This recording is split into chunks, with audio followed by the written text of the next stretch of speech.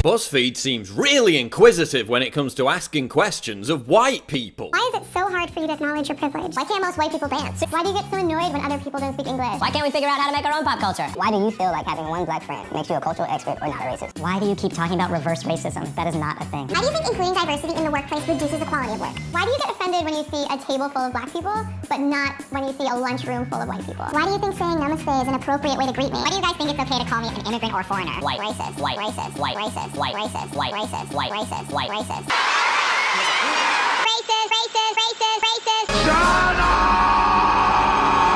So here are 15 questions that white people have for BuzzFeed. You're fucking a white male! Why is it racist to make generalizations about beliefs, lifestyle, or behavior based on a person's race, unless they're white? If making generalizations about people's beliefs based on their race is racist, then why do you automatically assume that all black people are social justice warriors? Why is it racist to stereotype non-whites for positive traits, like Asians being intellectual or black people being athletic? But then it's perfectly okay to stereotype white people for negative traits, like not being able to dance.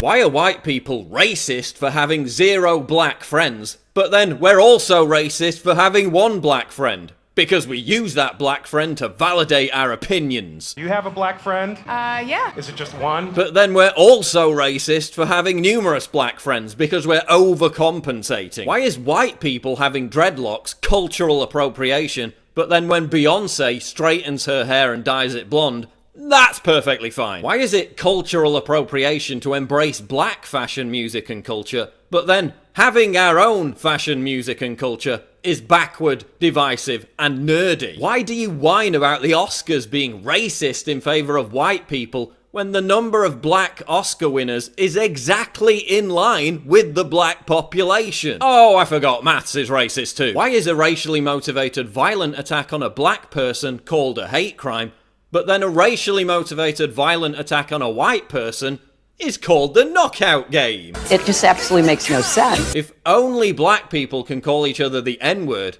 can only white people call each other cracker? A creepy ass cracker? Yes. If white people don't understand what it's like to be poor, When you're white, you don't know what it's like to be living in a ghetto. You don't know what it's like to be poor. why are America's poorest counties 95% white? Let's talk history.